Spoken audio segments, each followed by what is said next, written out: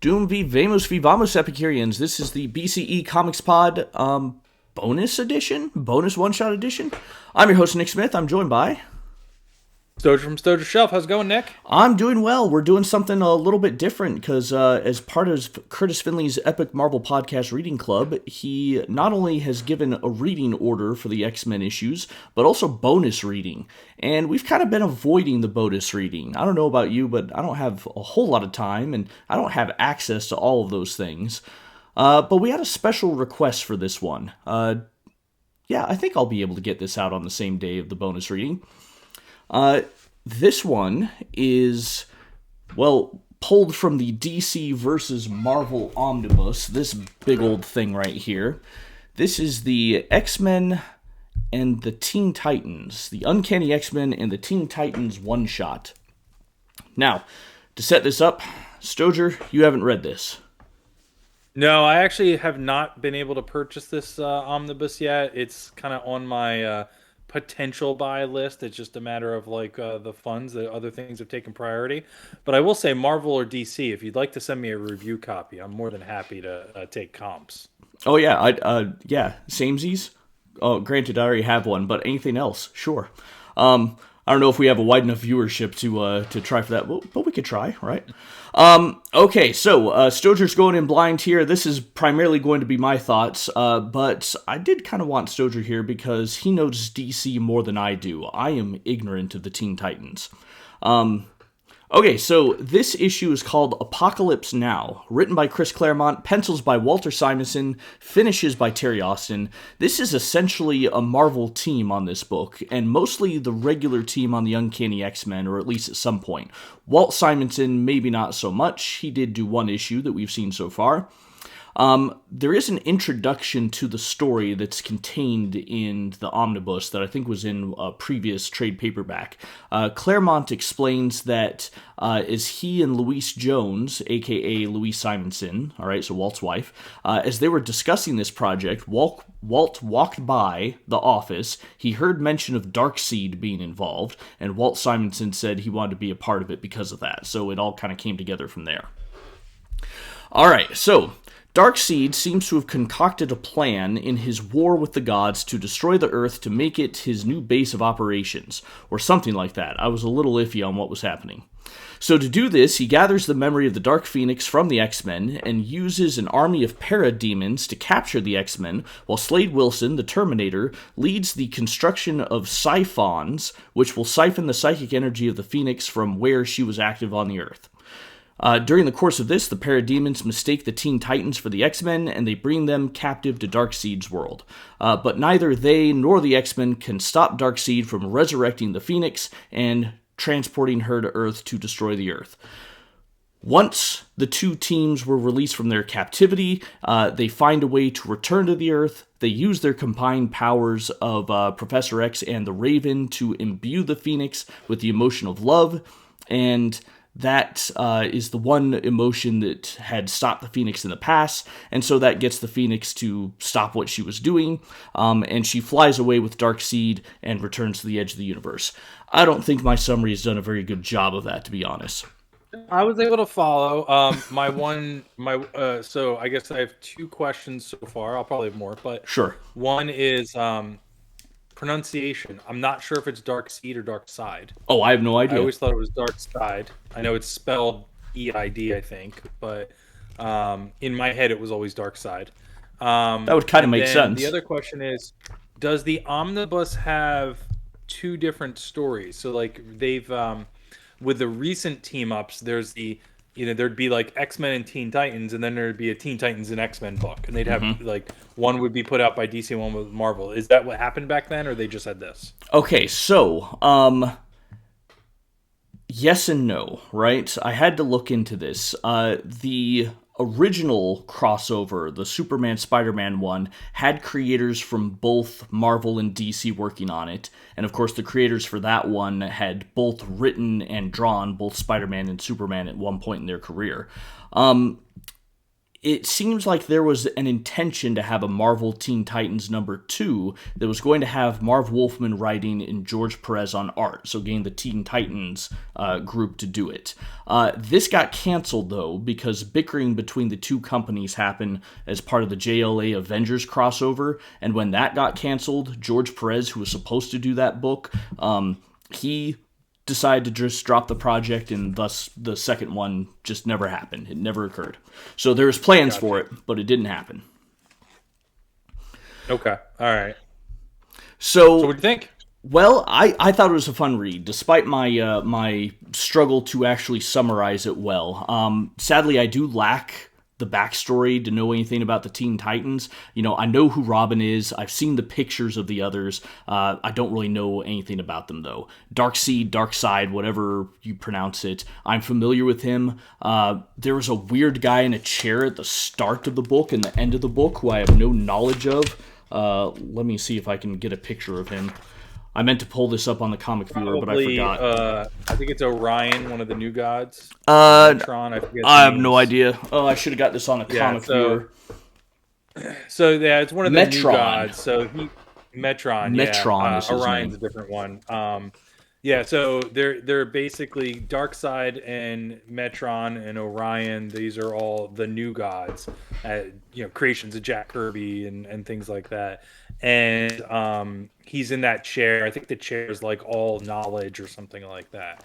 So there was like a Batman storyline from the last 10 or 20 years where he gets into that chair and he knows who killed his parents, and he knows he finds out that there's 3 Jokers or something like that, and there was this 3 Joker storyline or something that went down that road. So yeah,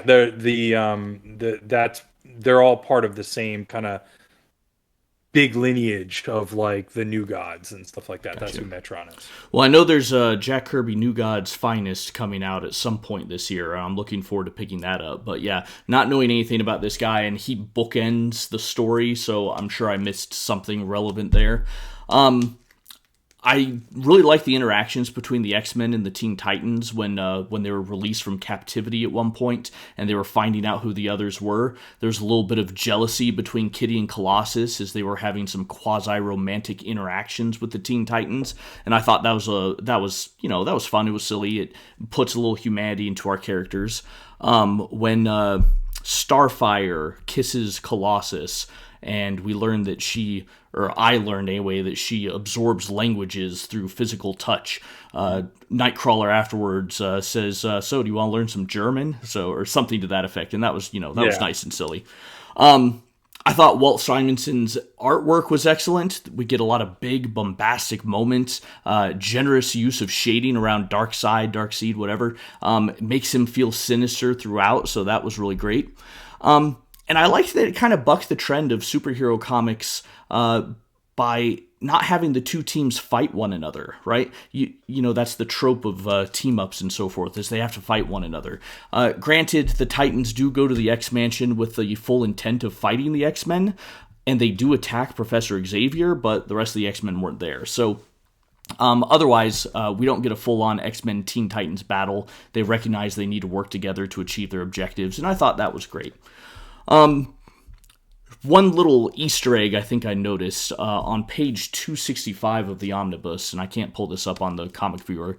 Cyborg goes by a building that was destroyed by the X-Men, he says, and I'm wondering if this was referencing the old Marvel offices, because there's a sign that says it was at 57th Street and Madison Avenue, and the old Marvel offices were at 575 Madison Avenue, which is right next to 57th Street, so I'm guessing that was that, but I don't really know.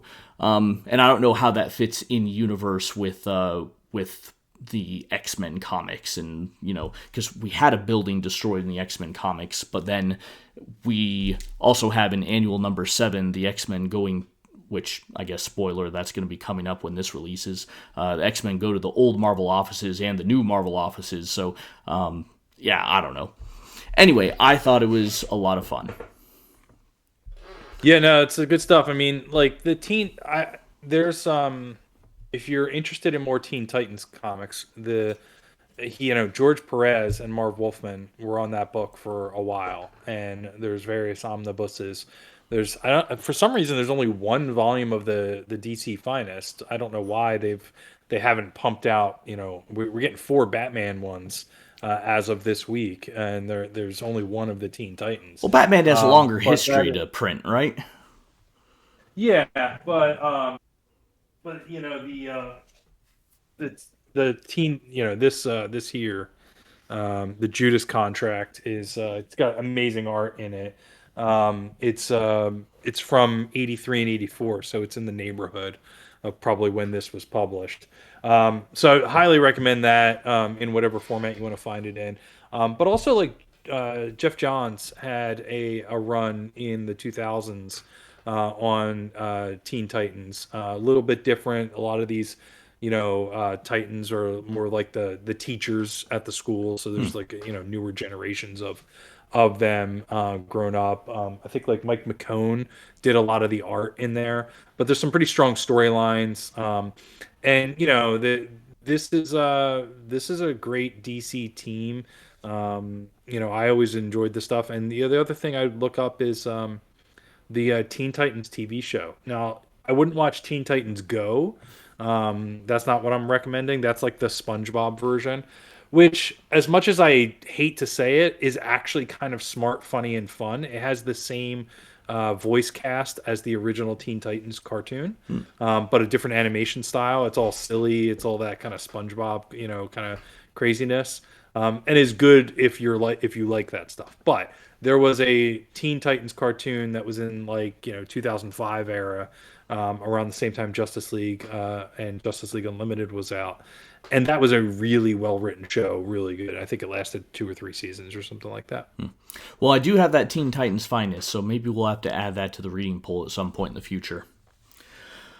All right, Stoger, I am going to give this one a no prize. All right. Now, All right. mind you, as I've mentioned, this is my first exposure to the Teen Titans, so this was a surprise to me, but maybe it's not to anyone else. All right, the Spice Girls Award goes to Starfire, a.k.a. Coriander. I'm sorry, you can change the spelling to a K, you can drop the apostrophe in there, it doesn't matter. I'm not going to be able to disassociate her from my chicken tagine recipe. All right? Coriander, it's a stupid name. All right. That's all I got. Stoger, any other final thoughts? I mean, you're making me want to go out and buy this omnibus. I guess one other plug I'll put out there is that they have solicited I think 1,001 covers for the Superman Spider-Man books that are coming out in the next couple of weeks or months. So again, there's got to be 50 to 100 variant covers of these books at this point, but there's one version from DC and one version from Marvel, and they have like backup stories in there too. So you'll get like a Superboy and something on the Spider-Man side. I forget exactly what it is. There's a Miles Morales and a Steel storyline. I'm probably mixing them up, but they put all of the the supporting characters or the various characters together in these like short stories too. So yeah, I read the Batman Deadpool ones. I enjoyed the one that came out from Marvel. I might be committing some sacrilege here by saying this, but when I read the DC one, I'm starting to think maybe I don't like Grant Morrison. I was not a fan of that one, and I read the new X-Men Epic Collection, Volume 1 of the modern era, the Grant Morrison run. I didn't like that either. That was the first time I read it, and that was maybe a year ago. So, yeah. Anyway, we can talk about that more later. Squeeze that one into the reading list. It's maybe we'll jump ahead with X-Men because we're doing the Claremont run on those dailies. That's after Claremont. So yep. That's fair game. All right. Well, again, if you guys enjoy our thoughts, catch us once a month. We're going to read, rate, and review a full big collected edition comic book. We'll have these one-shots coming out once a day. I would not expect any more bonuses. It's possible we might every now and then, but who was it who requested this? Exeter, I think, requested this. I'm not going to remember your full name, my friend, because I don't have YouTube pulled up on my phone right now. Of course, I say that, and I'm doing it right now. Exeter FG. All right, that's for you, buddy. All right, we'll catch you next time.